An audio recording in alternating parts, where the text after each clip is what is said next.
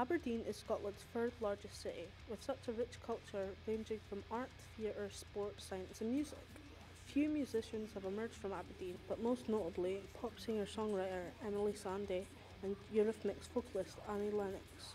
However, there has been a small rock scene growing within the city over the past couple of years, bands including Lashing Out, Purgatory and Still Standing. We formed as a band, it would have been back in 2016. Back in the day. Back in the day. Back in the day. I'm the only original member here.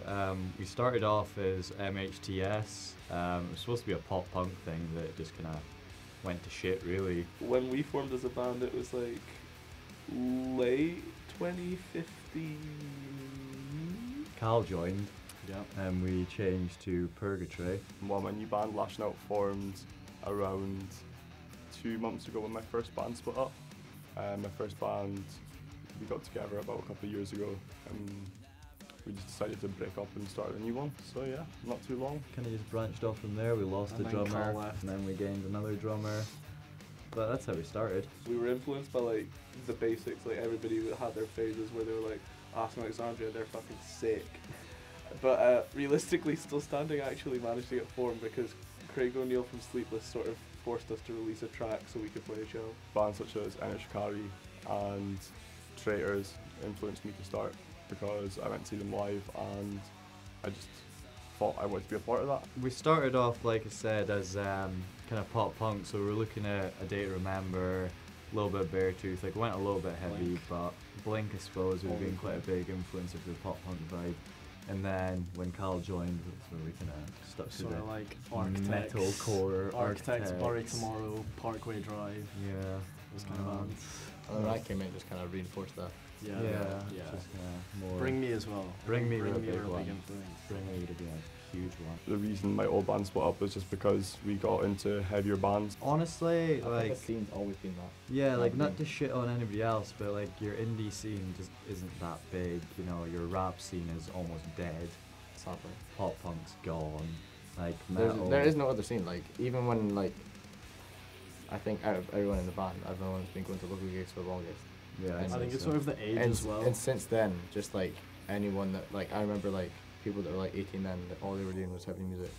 Yeah. I don't know, couldn't tell you why, but it's always just that. I think if anybody plays an instrument, they tend to go for heavier styles usually. You know. Teenagers have just started to get more into heavy music, and same reason as me, there's just quite a lot of gigs, so we go to them and we're influenced more to do that kind of music. Everyone sits in their bedroom and is like, oh, I can play this on guitar, let's get a drummer and do this.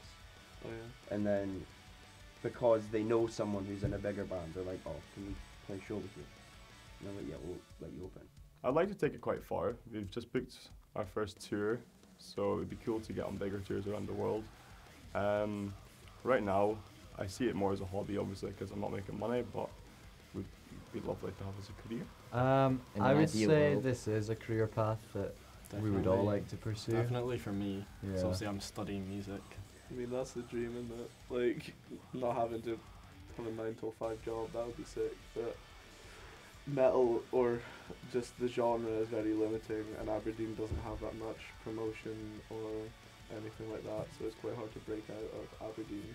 But no, like everyone wants to be famous. yeah, everyone wants to be. Everyone wants to be famous. If you're into music, you want to be in a band. Yeah.